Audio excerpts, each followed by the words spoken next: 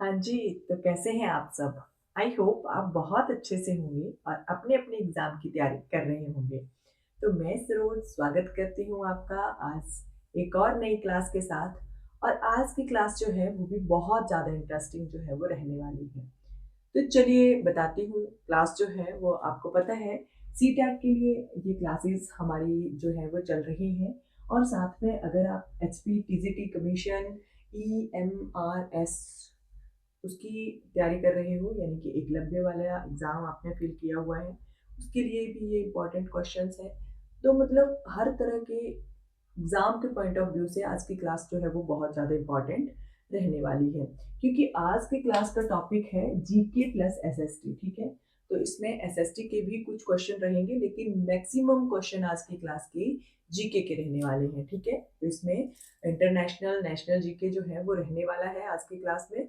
तो बहुत ज़्यादा इम्पोर्टेंट है आज की क्लास, बहुत ज़्यादा लंबी नहीं होती है क्लास, आपको पता है बहुत 14, 15, 16 इतने ही क्वेश्चन हर क्लास में रहते हैं, तो प्लीज़ क्लास को स्किप मत किया कीजिए और क्लास को ज़रूर एंड तक देखा कीजिए ताकि आपके लिए क्लास जो है वो बेनिफिशियल रहे और अपने फ्रेंड्स के साथ क्लास को ज़रूर शेयर करें।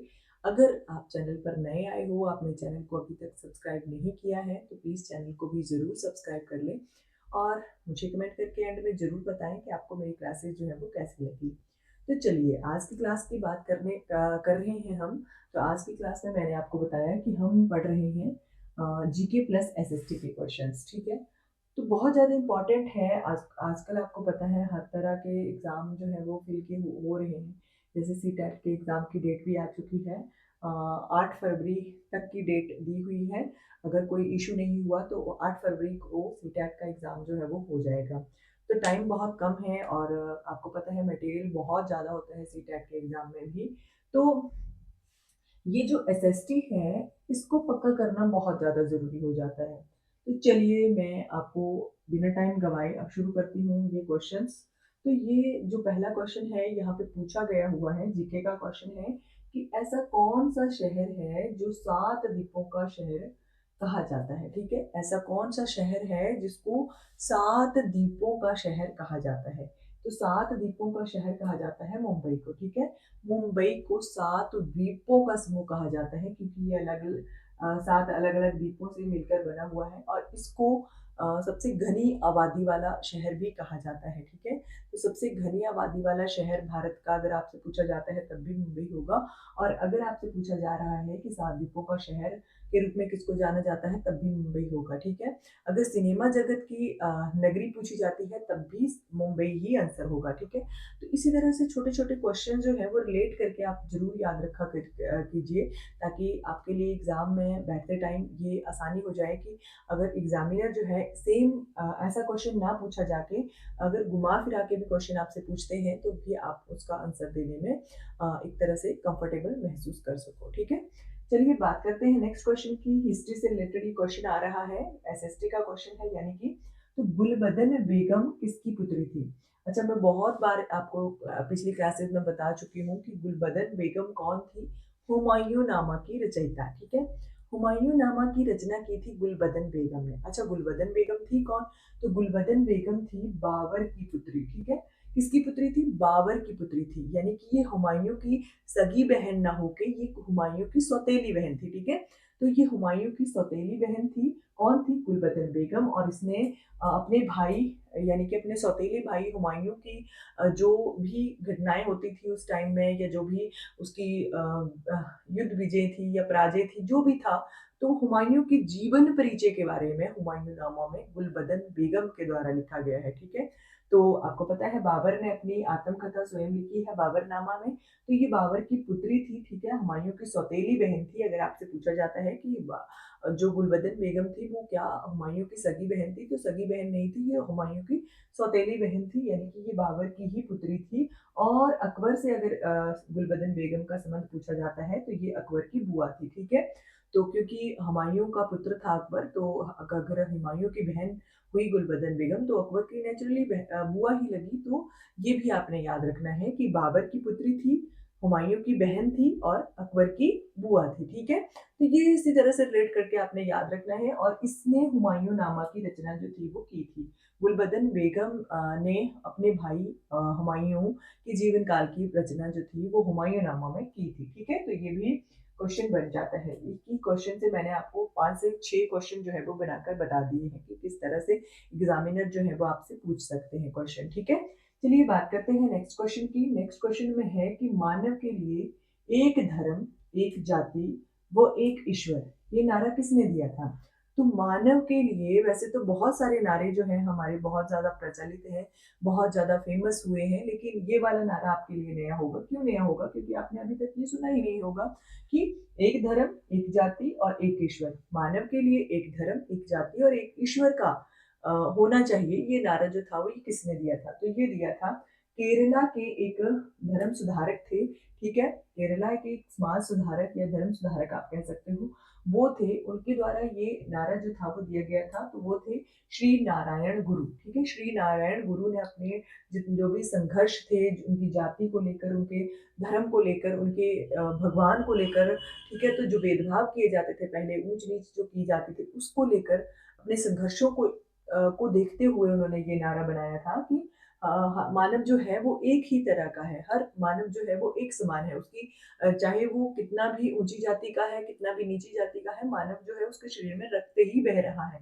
ठीक है, तो ये बात समझाने के लिए उन्होंने जो था वो नारा दिया था कि मानव के लिए एक धर्म होना चाहिए, उसकी एक जाति होनी चाहिए और उसका एक ही जो है वो ईश्वर होना चाहिए। ठीक है, तो ये श्री नारायण गुरु जो कि केरला से संबंध रखते थे। आपसे ये भी पूछा जा सकता है कि ये कहाँ के समाज सुधारक थे या कहाँ से ये संबंध रखते थे? तो केरल से ये संबंध रखते थे। ठीक है, ये भी आपने याद रखना है। चलिए बात करते हैं नेक्स्ट क्वेश्चन की। नेक्स्ट क्वेश्चन जीके का क्वेश्चन है कि केंद्रीय जल एवं विद्युत शोध केंद्र कहाँ स्थित है? तो ये पुणे में स्थित है। ठीक है, केंद्रीय जल एवं विद्युत शोध केंद्र जो है ये पुणे में स्थित है। अच्छा, नेक्स्ट क्वेश्चन भी एसएसटी से रिलेटेड है कि भूगोल का जनक किसको कहा जाता है? तो एरास्टोस्थनीज जो थे, इनको भूगोल का जनक जो है वो कहा जाता है, क्योंकि जो पृथ्वी की परिधि सबसे पहले इन्हीं ने ज्ञात की थी और इसलिए इनको एक भूगोल का वास्तविक जनक या भूगोल का आधुनिक जनक भी कहा जाता है। ठीक है, तो मॉडर्न एक जन्मदाता इनको कहा जाता है एरिस्टोस्थनीज को। ठीक है, ये आपने याद रखना है कि भूगोल के जनक कहे जाते हैं। ठीक है, तो पृथ्वी की परिधि सबसे पहले इन्होंने ही ज्ञात की थी। ठीक है, नेक्स्ट क्वेश्चन है हिस्ट्री से रिलेटेड ही अगला क्वेश्चन है, बहुत ज्यादा इंपॉर्टेंट है, क्योंकि आपको पता है सबसे ज्यादा क्वेश्चन अगर एग्जाम में पूछे जाते हैं तो वो हड़प्पा सभ्यता से ही पूछे जाते हैं। ठीक है, तो हड़प्पा सभ्यता का ये क्वेश्चन है कि हड़प्पा सभ्यता के संपूर्ण क्षेत्र का आकार किस प्रकार का था? तो हड़प्पा सभ्यता जो थी इसके संपूर्ण जितना भी क्षेत्र हुआ है, इसके संपूर्ण क्षेत्र का आकार जो था वो त्रिभुजाकार था। ठीक है, एक ट्राइंगुलर शेप में था ये। ठीक है, तो ये त्रिभुजाकार था और इसका अगर टोटल आपसे क्षेत्र पूछा जाता है तो 20 लाख वर्ग किलोमीटर इसका टोटल क्षेत्र था। ठीक है, 20 लाख वर्ग किलोमीटर इसका टोटल क्षेत्र था। ये त्रिभुजाकार यानी कि ट्राइंगुलर शेप में था ये हड़प्पा सभ्यता। ठीक है, ये भी आपने याद रखना है। चलिए बात करते हैं नेक्स्ट क्वेश्चन की। Next question very important question, और बहुत बार मैं पहले भी आपको इस क्वेश्चन को समझा चुकी हूँ या बता चुकी हूँ कि चाणक्य जो थे ये किसके गुरु थे? तो चाणक्य चंद्रगुप्त मौर्य के गुरु थे। ठीक है, तो चाणक्य के दो और नाम हैं, विष्णुगुप्त और कौटिल्य। ठीक है, ये भी दोनों ही इनके ही नाम हैं। तो चाणक्य का अगर आपसे चाणक्य ना लिखा जाके अगर कौटिल्य पूछा जाता है, विष्णुगुप्त पूछा जाता है, तब भी और सेम क्वेश्चन पूछा जाता है तो आपने कंफ्यूज नहीं होना है, क्योंकि इनके ही दो नाम और थे, विष्णुगुप्त और कौटिल्य। ठीक है, तो ये चंद्रगुप्त मौर्य के जो थे वो क्या थे? एक गुरु थे। ठीक है, एक इनके प्रधानमंत्री भी थे। ठीक है, तो इनकी सहायता से ही यानी कि चाणक्य की सहायता से ही चंद्रगुप्त मौर्य जो था इसने भारत में मौर्य साम्राज्य की नींव रखी थी नंदवंश का अंत करके। ठीक है, तो ये आपने याद रखने हैं, बहुत ज्यादा इंपॉर्टेंट क्वेश्चन है, बहुत ज्यादा बार मैं आपको पढ़ा चुकी हूँ। अगर आप फिर भी इन क्वेश्चंस को डिटेल में पढ़ना चाहते हो तो आप मेरे चैनल पर जाकर सी टैट नाम से एक प्लेलिस्ट मैंने डाली हुई है, आप उसको जाकर जरूर चेक कर सकते हो। वहां पर मैंने A to Z यानी कि शुरू से लेकर एंड तक जो है वो एसएसटी के पार्ट को पढ़ाने की कोशिश की है। बहुत अच्छी क्लासेस आपको वहां पर मिल जाएंगी, तो प्लीज एक बार चैनल पर विजिट जरूर करके आए। ठीक है, चलिए बात करते हैं नेक्स्ट क्वेश्चन की। नेक्स्ट क्वेश्चन जो है वो जीके का रहने वाला है। तो यहाँ पर पूछा गया है कि किस मंदिर की भीतरी दीवारों पर रामायण के दृश्य जो है वो दिखाए गए हैं?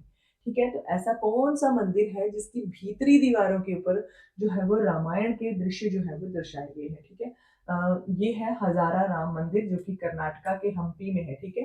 कर्नाटका के हम्पी में स्थित हजारा राम मंदिर जो है, इसमें जो है वो भीतरी दीवारों के ऊपर रामायण के दृश्य जो है वो उत्कीर्ण यानी कि बनाए गए हुए हैं, उकेरे गए हुए हैं, ठीक है। तो उत्कीर्ण किए गए हुए हैं ये मंदिर की भीतरी दीवारों के ऊपर, ठीक है। हजारा राम मंदिर ये श्री राम भगवान जी का मंदिर है, ठीक है। चलिए बात करते हैं नेक्स्ट क्वेश्चन की। नेक्स्ट क्वेश्चन है कि गुलरुखी के उपनाम से फारसी में कविताएं कौन लिखा करता था? तो गुलरुखी जी के नाम से जो फारसी में कविताएं लिखा करता था वो सिकंदर लोधी, सुल्तान सिकंदर लोधी जो था, ये कविताएं लिखा करता था गुलरुखी नाम से, ठीक है। तो इसने इसको गुलरुखी नाम बहुत प्रिय था और इसने बहुत सारी कविताओं की रचना की है गुलरुखी के ही उपनाम से। और किस कौन सी भाषा में अगर आपसे पूछा जाता है तो फारसी में, ठीक है। फारसी में सिकंदर लोधी ने इन कविताओं की रचना जो है वो की है, ठीक है।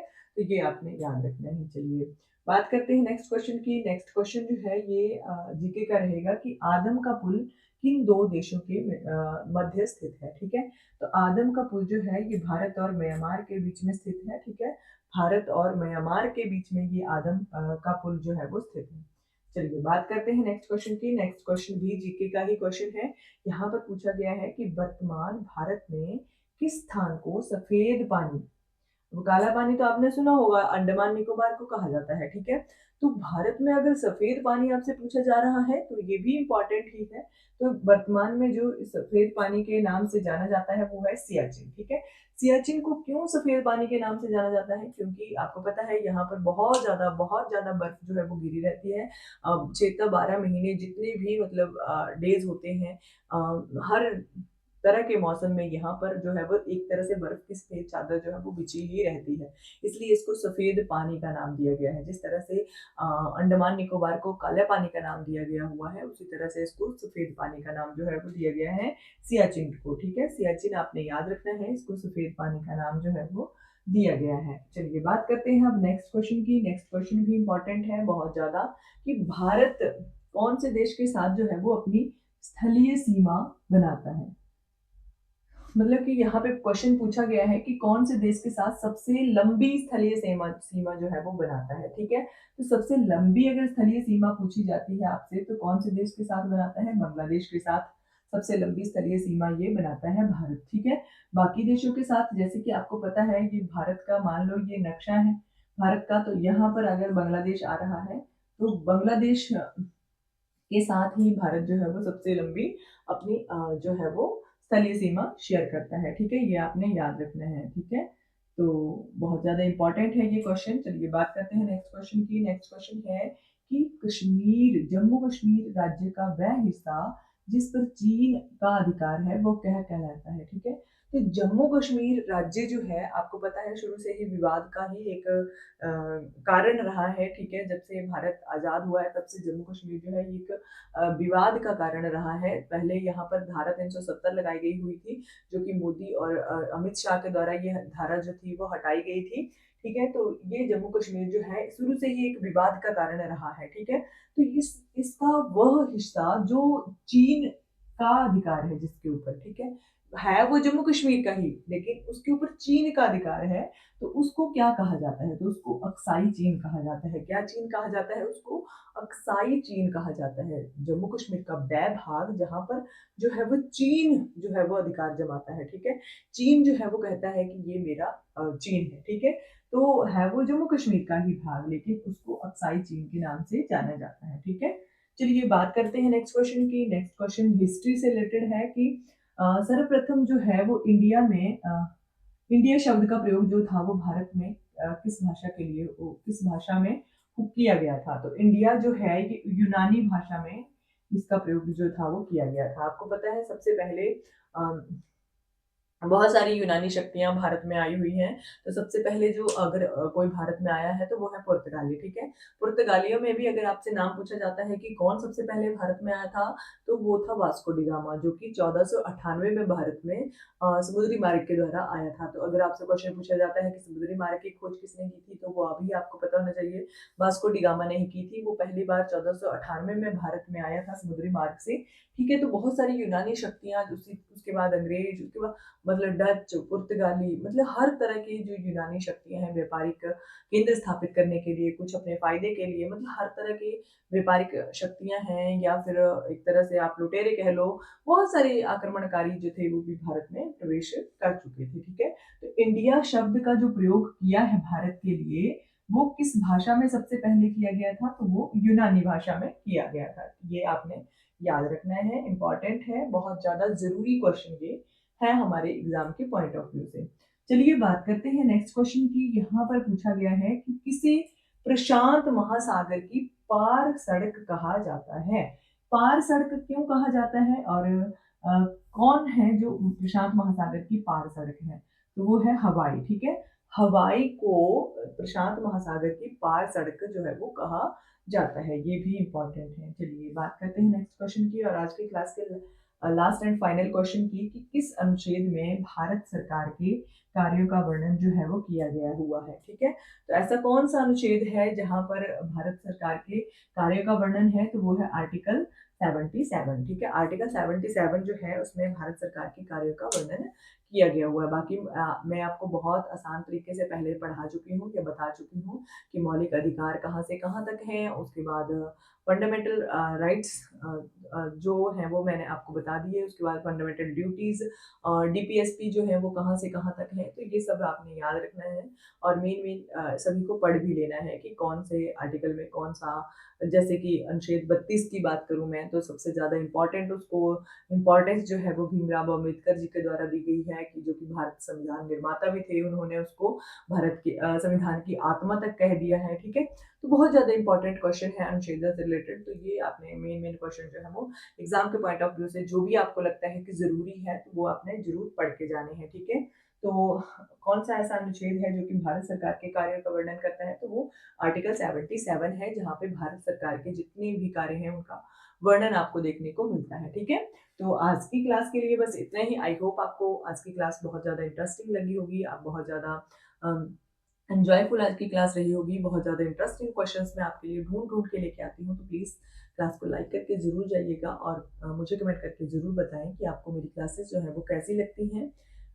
चैनल को ज़रूर सब्सक्राइब कर लें। तो आज की क्लास के लिए बस इतना ही। Thank you for watching.